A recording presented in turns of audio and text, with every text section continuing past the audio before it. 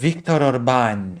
Viktor Orban. Where do I go with the topic of Mr. Viktor Orban? Where do we go from here? Viktor Orban. I have a thing on Viktor Orban here. So there are okay, we're gonna go step by step. I'm gonna give a TLDR of a timeline, what has been happening since I've last talked about Hungary. And then we're going to finish up by talking about the most recent development. So, sorry, let me adjust certain things. At the end of February, Russian drone destroys, or rather damages, the Druzhba pipeline, the pipeline of friendship. Oil flow to Hungary is halted, and to Slovakia and to the Czech Republic, but the Czech Republic has moved away from its dependency on Russian oil, unlike Hungary and Slovakia. Hungary is very unhappy about it. Hungary is protesting. Ukraine provides alternatives. Hungary and Slovakia both basically reject those alternatives. They say that they are willing to accept a sea route transportation of Russian oil via Croatia, but Croatia says you can have all the oil that you want through our pipeline, our oil. We're not going to be providing Russian oil to you. That's also a thing that has happened. Tensions between Hungary and Ukraine rising, especially since Viktor Orban, as mentioned in the segment before, is behind on 20 percentage points when it comes to, in comparison to the opposition. Viktor Orban is looking to lose the upcoming April election, and so he is desperate. He has formed a whole aggressive campaign anti-European Union and anti-Ukraine. He is framing himself as the sole defender of the Hungarian people against being pushed into a war against Russia. That has been the party line for a bit now. That is the main way of campaigning for Viktor Orban. He is saying, if I'm not here, all of you are going to be drafted. You're all going to be sent to Ukraine and you're all going to die. And what's going to be left is a bunch of widows in Hungary. And I will not let that happen.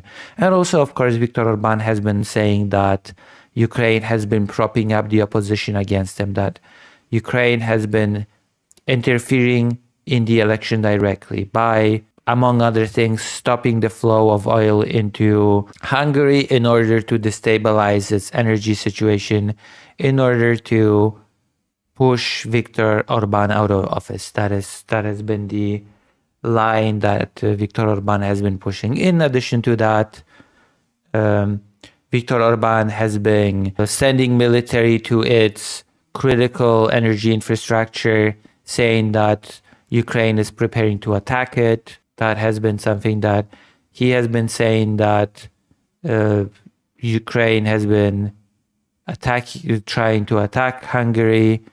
He has been threatening Ukraine by saying, we will defeat them, we will show no compromise. And of course, Hungary has seized a transport of cash and gold to Ukraine, a standard bank transfer. Hungary has seized that transport and is saying that those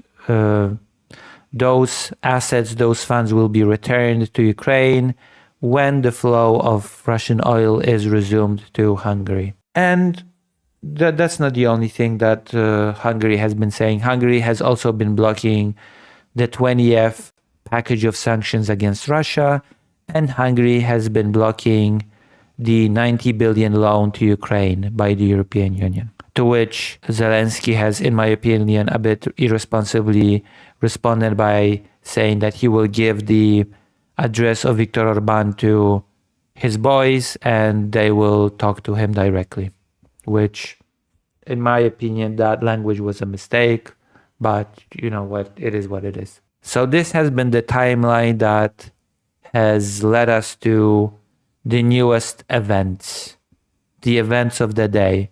And that event of the day is Viktor Orban crying that he has been receiving threats from some unspecified Ukrainians, that Ukrainians have been threatening him, his daughter, granddaughter, his entire family. He's so sad. He's been traumatized. He's been just, oh no, Ukrainians are after poor Viktor Orban, which adds another layer of victimhood into his campaign. I'm shielding you from the evil Ukrainians that are trying to drag you into war. I'm just taking personal risk. I'm just doing this all for you. I am doing this all for you. I'm sacrificing myself for you. Let's watch a video. This is all a deliberate part of Viktor Orban's campaign. He has made a whole spectacle out of this. And of course, in the meantime, also Hungary has sent a team to inspect the Druzhba pipeline to see if Ukraine is not deliberately withholding Russian oil from Hungary, because according to Viktor Orban, the Druzhba pipeline is perfectly operational and not as damaged as Ukraine claims. Hello, szia drága Rózsa. My dear, Merre vagy? where are Szia you? drága Sárika. My dear Sari, Drága fog. my dear little girl, it's your father. Figyelj. Listen, you'll probably see Fogod majd a hírek. on the news that the Ukrainians Megfenyegettek most már. are now threatening not only Engem, hanem titeket is. me, but you too, No. your child, Gyereket megmondtam. and your mother. Úgyhogy csak az a hír, So I'm just hogy calling ne ijedj meg. to let you know. Valami Scared if something is baj van, vagy wrong, or if you see something, let me know. nem, de szerintem But I think we need to take this komolyan kell venni, seriously. de nem szabad... But we mustn't be scared. Yeah, he is very much creating this sub story for himself. The brave lone warrior sacrificing his private life, taking on the threats, being brave against all odds.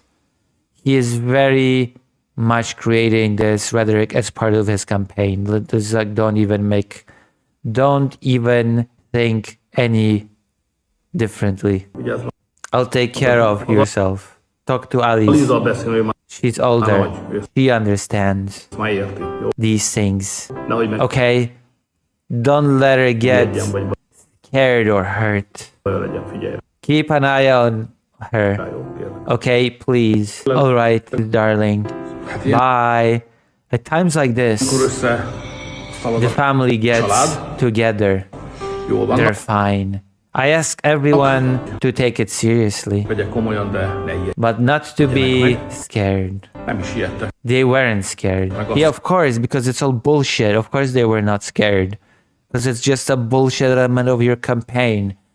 A very desperate one, by the way. This whole thing is so pathetic that it's just laughable. This, oh no, some Ukrainians are threatening me. This is basically the equivalent of some person online saying, "But I'm receiving so many death threats." Azt hiszem, I think, bár ez even though it's unusual in our lives, but we'll figure out találjuk, hogy hogyan alkalmaz. how to adapt to it. This is so pathetic. I swear to God. I have no idea who's buying this. I have no idea who's going to watch this and be like, oh no, poor Viktor Orban. Now I'm going to vote for him. He is so brave, withstanding the vicious threats of those Ukrainians. My wife will definitely play a key role in this. Halló, This is just pathetic. I'm not gonna lie. This is just sad. This is such a desperate amount. This is such a desperate attempt to get sympathy that it's just funny. Vladimir asks, okay, I have only one question. Why is the music so sad and lame? Isn't it supposed to be like bass and epic and inspiring? No, it's supposed to be sad. It's supposed to be sad because people in Hungary are supposed to go, oh no, this is so sad. Our leader Viktor Orban is defending us from the war at his own personal cost. He's so brave. He's so inspiring. He's so wonderful. He's going through so much. Not only him, but his entire family is going through so much, being threatened by those Ukrainians. Oh no. Guess we have to vote for him now. The sub story compels us to vote for him now. Pathetic. And thankfully, it doesn't seem to be working. Thank God this whole sub story bullshit does not seem to be working. But it's just too transparent. It's just too pathetic, in my opinion. I have no idea.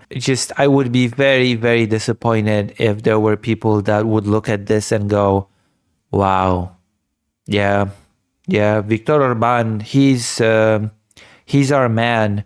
He's defending us from the evils of the European Union and Ukraine. He will not allow us to be drafted into war. Not only that, he is doing all of that bravely against all odds while being threatened by his family is in danger. This is sad. But we'll see. It will be April soon. The election will be here soon enough. We'll see if Viktor Orban's very desperate ploys will bear fruit.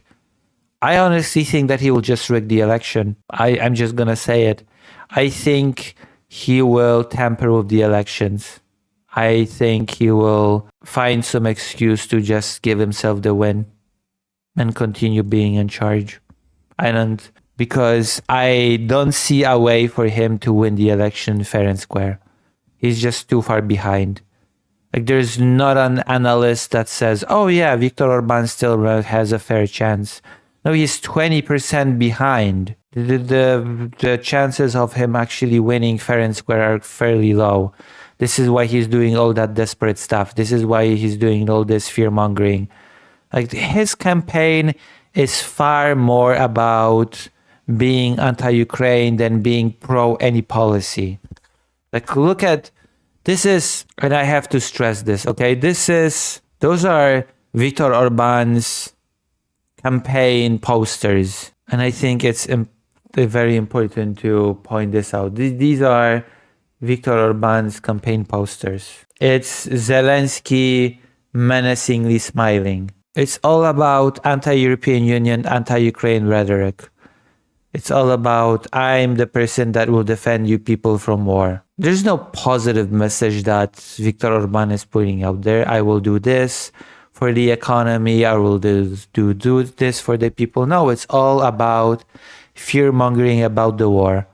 It has become his very, very much his main thing. I think he also, with the war in Iran, there is an additional component that he has incorporated in his campaign, and that is that he will also protect Hungary against Iran. That has been also added.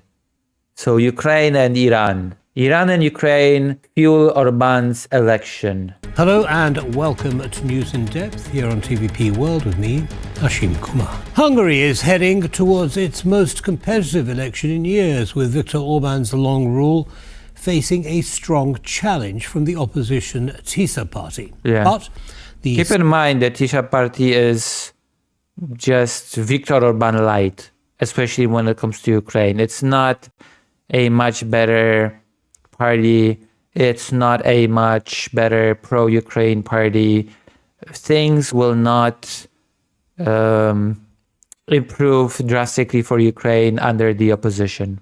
They will not. Hello, Great Rain.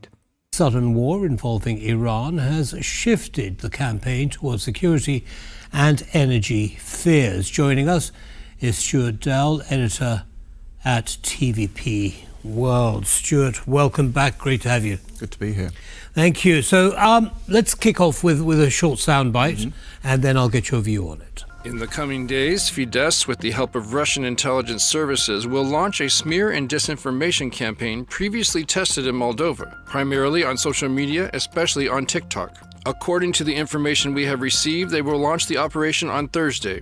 There are already 14 AI-generated smear videos prepared about a TISA parliament candidate and their family members. The videos will be promoted through fake accounts for tens of millions of forints. I call on Viktor Orban to immediately halt the planned election fraud and order Russian agents out of Hungary. Right, so that was a tweet by Peter Magyar, the head of the opposition TISA party, suggesting that there is Russian influence taking place in the Hungarian election? And yes, there probably is. I'm gonna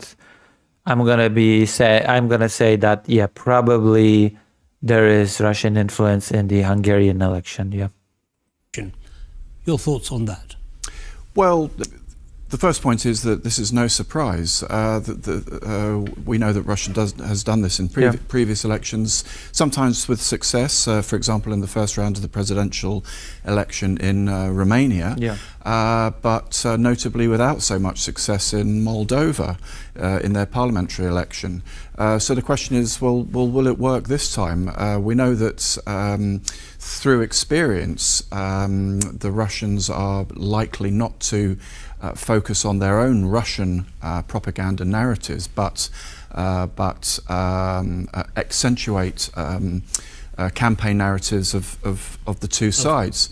And given, my thoughts are that given that Viktor Orban Fidesz has so much saturation of their own media, how much more of a boost can this give to his campaign? There's also the risk, of course, that if it's obvious that there's manipulation, this can backfire. But we'll see how this goes. There's the other aspect. Viktor Orban is pretty desperate, considering that again he is 20 percentage points behind the opposition party right now. He is projected to lose. So again, in my personal opinion, he will just try to rig the election outright. He will just try to do what Lukashenko has done in 2020 in Belarus. This signals yet again how Hungary is the Trojan horse, is the weak link in the European Union, and Russia wants to keep its hold. Exactly. Keep its hold, and it opens up the question of how decisions are made in the European Union, and that pushes on as well into how new members will be treated, and what kind of rights they'll have to make decisions in the European Union. So you describe Hungary as Russia's Trojan horse, and certainly they've behaved very much in that way. What's in it for Orban? Before I come down to the details of the attempted influence, what's in it for Orban to be siding with Putin, and incidentally with President Trump? Well, Orban's campaign is externally focused. He paints Hungary as a small sovereign nation state that's sitting in a that is under siege. Viktor Orban is painting his country as a country under siege. That is very important. Again, he does not have any domestic policy proposals. He just abandoned all of that. He is just painting himself as the sole protector of Hungarian people against outside pressure to be pushed into a war. Sea of international chaos, war on the border, that the European Union is the new Soviet Union and is pushing to take its sovereignty away and push it into a war on its eastern border in Ukraine, and only Viktor Orban, as the guarantor of Hungarians' security and safety, is the person who can deliver that security. To hold back the tide of war and whatever else, but it's not quite that, is it? It's more about the economy. We'll come to that in a second. Now, we see, and you know, Peter Major's tweet mentioned Moldova. We see that Russia has attempted to influence elections around the world. You mentioned Romania. They put in quite a lot of money into Moldova. They were throwing cash around, quite literally, in Moldova, and it didn't work. Now, do you think it's going to be more effective in Hungary? It might be more effective in Hungary because Viktor Orban is in power and he is a pro-Russian person. And in Moldova, there was far less of a pro-Russian influence present, and they were funding a pro-Russian candidate that was not actively in power and not actively pro-Russian. So those are the big differences for me. It's hard to imagine specifically because they're starting quite late. We're only a few weeks out from election day, and the narratives are already well established in Hungary. The core support is established on both sides, and I think that this. And I feel like people in Hungary are frustrated. Like, I think Viktor Orban is underestimating just how much people are frustrated with how things are domestically. And I think he is overselling the threat from the outside. Viktor Orban's party has been embroiled in huge scandals domestically. His former members of his cabinet being embroiled in pedophilia scandals. That is a huge one. That was a huge blow. And that actually led to a person from within his party to splinter and to form his own opposition party. So I feel like Viktor Orban does not have the answer to all the scandals, to the damaged reputation of his party as a pro-family party, the party of family values, because a bunch of pedophiles have been just exposed in his own party, in his house. And Viktor Orban has no response to that, it seems. An election where the people who will turn the election are the ones who are fatigued with 16 years of Orban's rule, and as you pointed out, the corruption, the mismanagement of public services, the cost of living, the poor performance of the economy. It's hard to see how this can be turned around with. I feel like people are really underestimating just how much of a blow to Viktor Orban's party all the scandals were. High-profile scandals.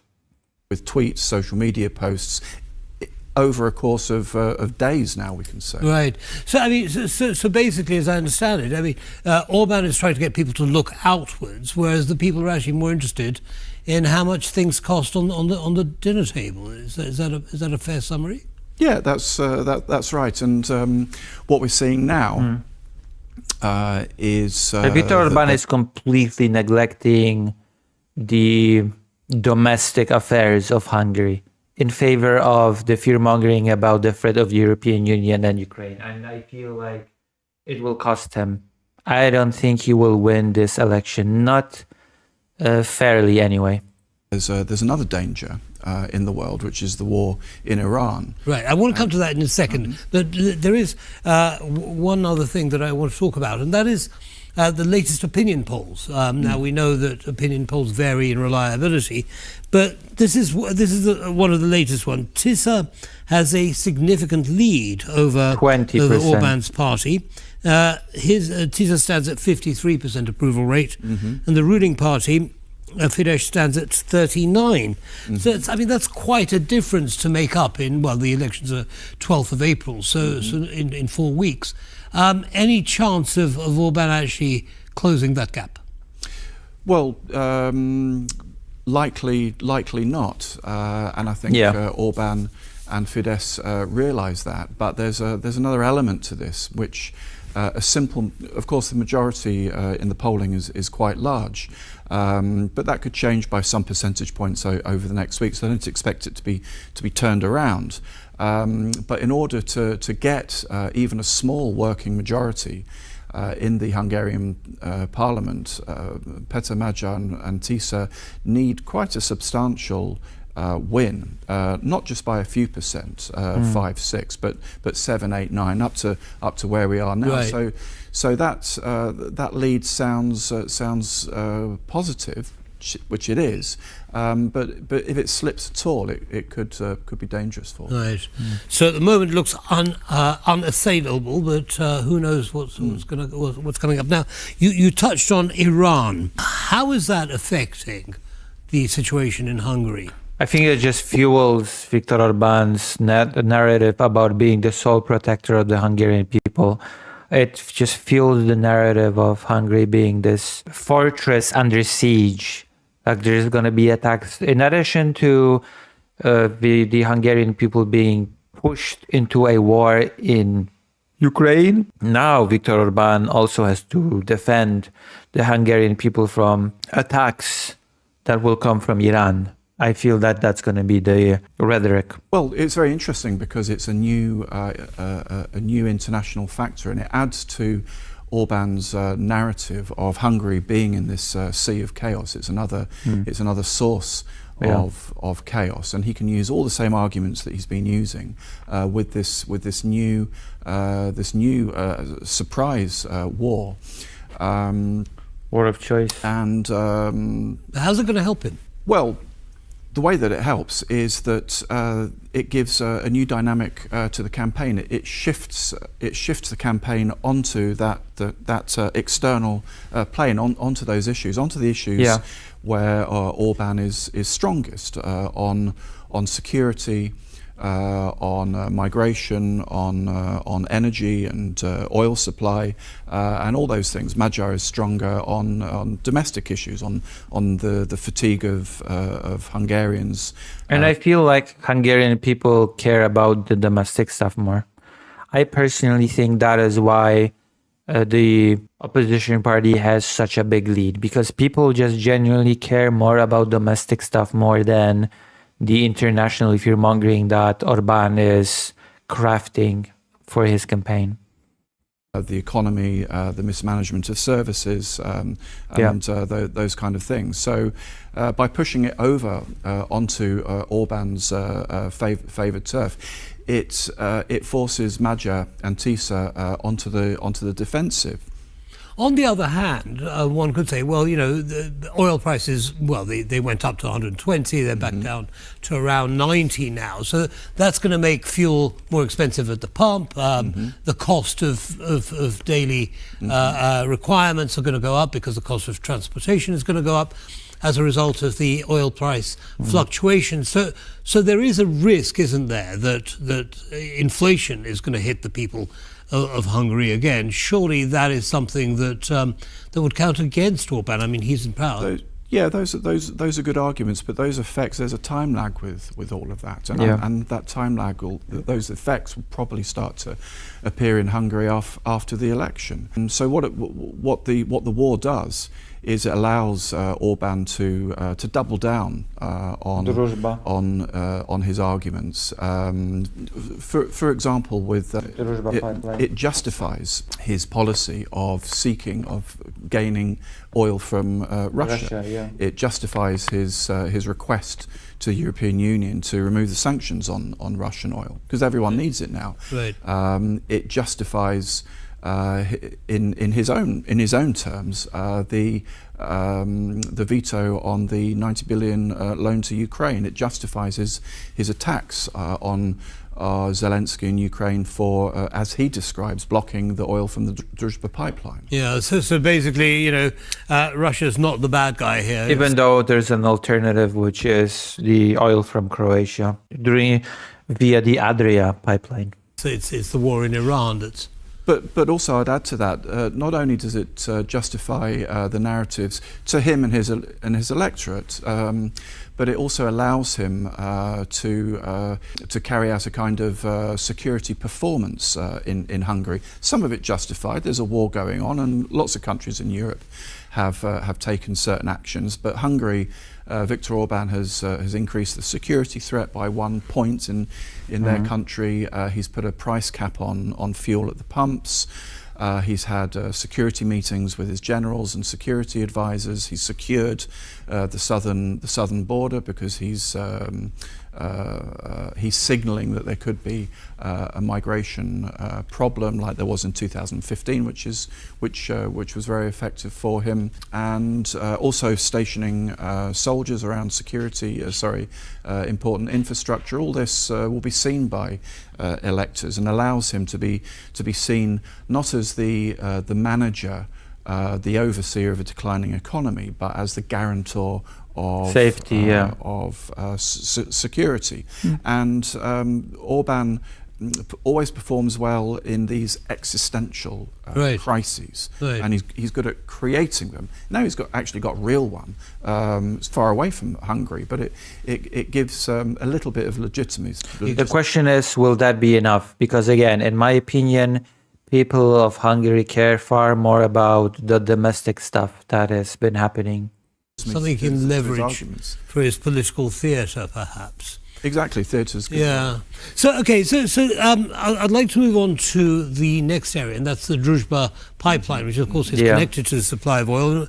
I think we have a short soundbite on that. And of course, there's been the very thing that I've been covering at the beginning of this.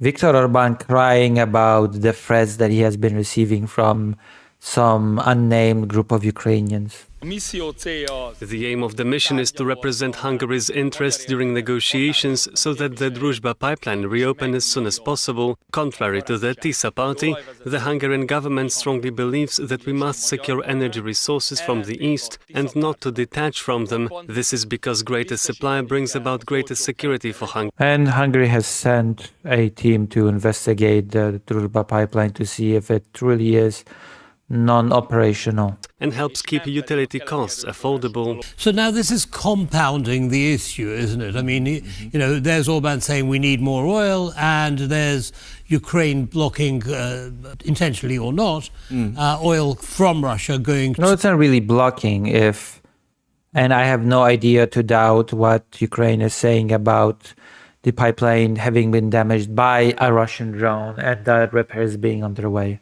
To Hungary in the Druzhba pipeline. Ukraine is saying, well, you know, it's nothing we can do about it. We're repairing it. It was damaged by Russia. Whereas Hungary is accusing Ukraine of actually using this as some kind of political statement, and they're sending a group of people down there to have a look. There you go.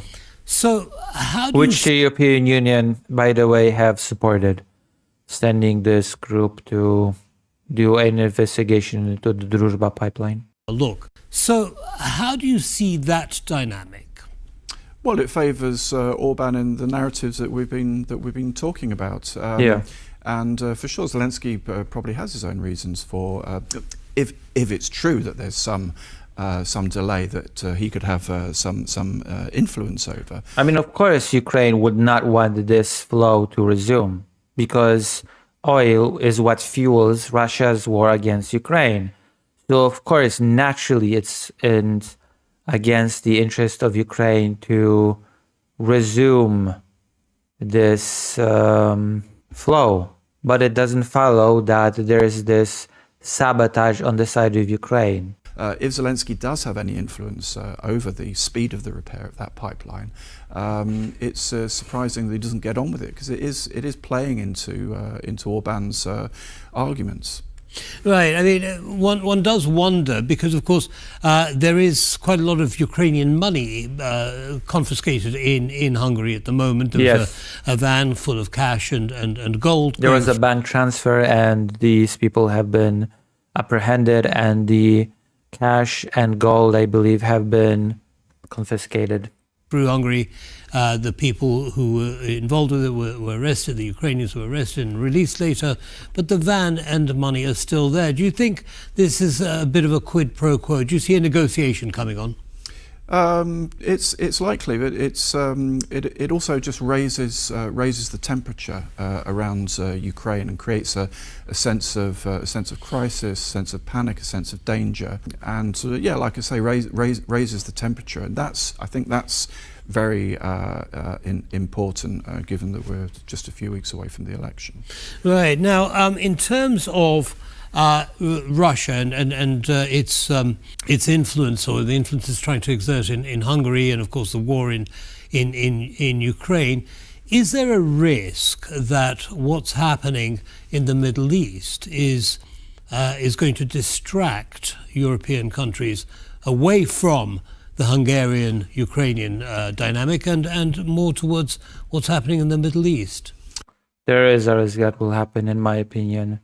There is a risk that that the problem of Hungary will be pushed to the side, and that Europe will divide itself between managing what's happening with Iran and supporting Ukraine directly.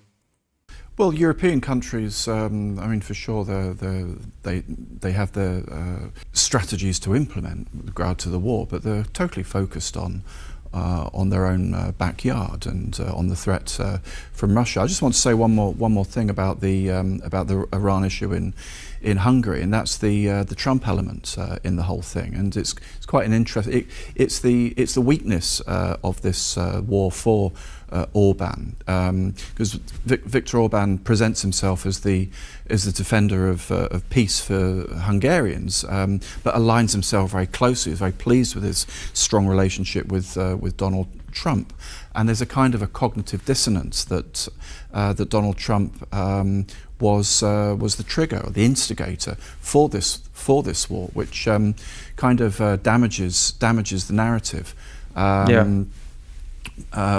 Whether it has an effect in the final results, we'll have to wait and see. But it's likely that these arguments will play to the core voters. Yeah, I mean, you touch on the relationship between Orban and Trump, and of course, Orban is one of the countries on Trump's board of peace as well. So there is a very ironic board of peace that has launched a war against. First thing that the board of peace has done after being formed is to start a war. Think on that.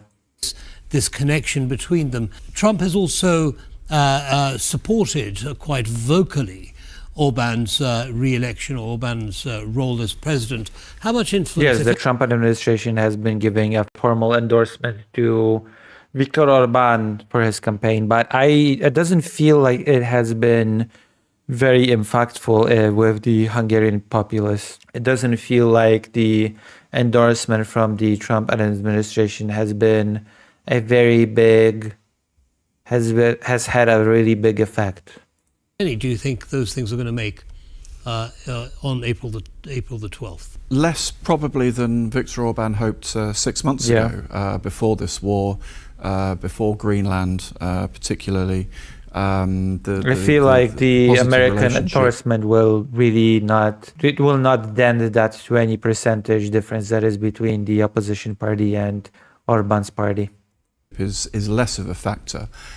What's interesting is that so far Peter Magyar and TISA haven't really attacked that line. They're wary of attacking Trump and are backing away from all of those external arguments. I feel like there is a really important reason that the opposition party is not attacking Orban and that line, and that is they are probably thinking long term. They're probably thinking, okay, we have a lead. If we win, then we actually don't want to start our governance. We don't want to start being in charge of Hungary with a bad reputation with the United States, right? We don't want to take charge of the country and right off the bat have a bad relationship with Trump. That is, in my opinion, why the opposition party that goes against Viktor Orban is so reluctant to openly just attack the United States, Trump, and the relationship that it has with Viktor Orban. That is my opinion. I don't. And doubling down on their own campaign points, the domestic points that we talked about. And what it means is that he's kind of giving up the field. He's giving that whole area away to Orban. So that's where we are now. Was it Peter Magyar? Yeah. Okay. So he doesn't feel threatened by the relationship with Trump? I feel like there is a reason. I explained what that reason is. I think he's wary of bringing up the relationship with Trump because it could open him to criticism if he's himself criticizing Trump. He'd probably rather that the issue went away. Right. Or was in the background somewhere, but he's not getting his hands dirty. Yeah. Stuart Dowell, unfortunately, we're going to have to end it there, but thank you, as always, for sharing your analysis. Thank you. So this is where we are. This is where we are with Viktor Orban. Viktor Orban has been building his entire platform, his entire campaign on fear-mongering about Ukraine, fear-mongering about the European Union. The culmination of his whole philosophy of creating an image of Hungary being a country under siege, of Orban being the sole protector of the Hungarian people, is this sob story that he has crafted about his family being in danger, about receiving threats, about being strong and not being afraid in the face of immense danger, that for the Hungarian people he is willing to stand and oppose Brussels, oppose Kyiv, even if it means that he'll personally be in danger, not just him, but his entire family. It's very calculated. It's very transparent. I'm hoping that not many Hungarian people will find themselves enthralled by this latest pathetic and desperate attempt at gaining sympathy.